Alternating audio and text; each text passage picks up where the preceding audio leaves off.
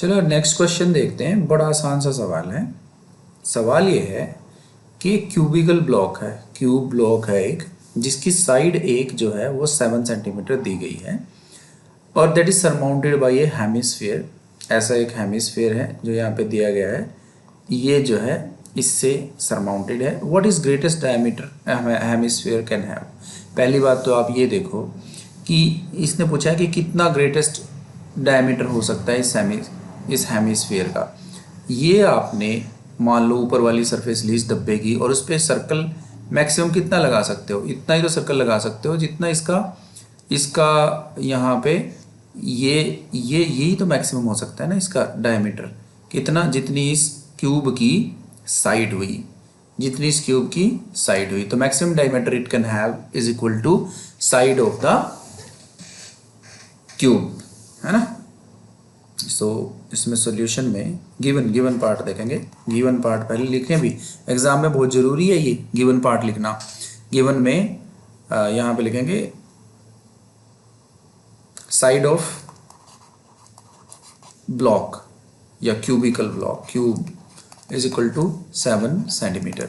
सो maximum diameter या greatest diameter of hemisphere is equal to side of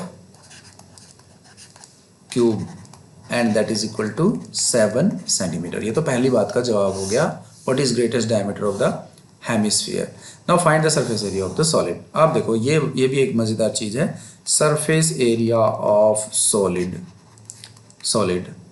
अब यहाँ पे आपने ये देखा था कि भाई ये देखो, ये तो मेरा हो गया ऊपर वाला पार्ट और इस पार्ट में ये मेरा हो गया भाई, चलो डायमीटर का ऊपर वाला हिस्सा, ये जो हमने यहाँ पे सर्कुलर पार्ट लिया है इसका ऊपर वाला हिस्सा यहाँ पे आ गया होगा।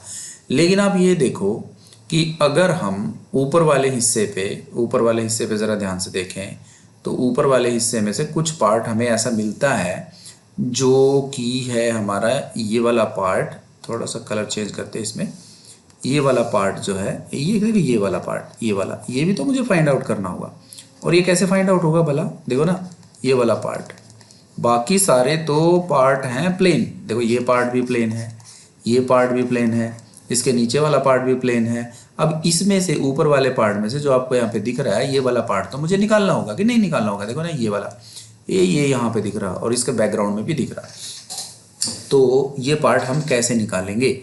ये पार्ट निकालने के लिए हमें सिंपली क्या करना पड़ेगा, ऊपर वाले पार्ट का इस पूरे का लेंथ इंटू ब्रेड्थ, क्योंकि ये लेंथ इंटू ब्रेड्थ तो है नहीं, ये तो एक साइड है, ये भी 7 है, ये भी 7 है, तो साइड का स्क्वायर करके माइनस इसका स्क्वायर, इसका रेडियस का, इसका मतलब एरिया मुझे निकालना पड़ेगा, एरिया ऑफ द सर्कल।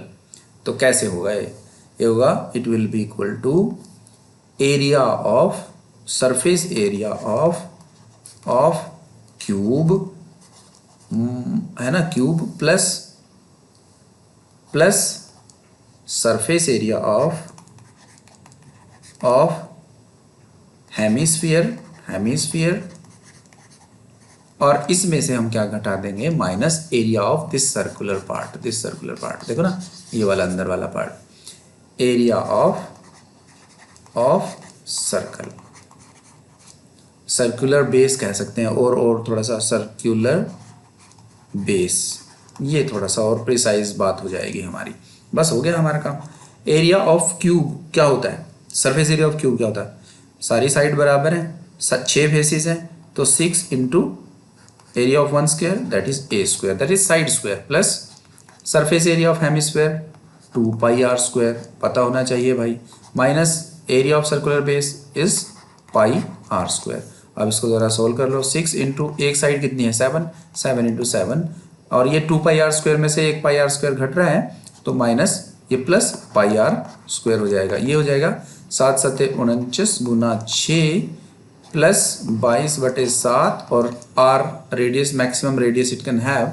अब देखो ना, डायमीटर अगर 7 है तो रेडियस कितना होगा, है ना, डायमीटर अगर 7 है तो रेडियस होगा 7/2, है ना, 2 पाई और पाई आर स्क्वायर में ये 7/2 इंटू 7/2, 2 से 11 गया, 7 से 7 और अब ये हो गया 11 इंटू 7, है ना। या मैं इसको पहले ही 7 को बाहर ले लूँ, 7 × 6 प्लस, है ना, थोड़ा देख लेते हैं, 11/2, 11/2 है ना, ऐसे ही ना, ये 11 रहा, ये 7 हमने बाहर ही ले लिया और ये /2, ठीक है। तो यार ये 7 7 42 और 11 का आधा रहा 5.5, है ना, ये बहुत ज़रूरी है यार इस तरीके से कैलकुलेशन। 42 और 5 47, 47.4, 7 × 47.5 है ना, 7 × 5 35 और 3 7 7 49 और 3 52, 5 7 छके 28, 28 और 5 28 और 5 33। अब ये आ गया आपका सेंटीमीटर स्क्वायर सरफेस एरिया। चलो जी, ये हो गया हमारा क्वेश्चन सॉल्व। तो हमें निकालना था surface area of this complete, है ना, फिगर या जो भी आपको ये टॉय दिया गया है या ब्लॉक दिया गया है।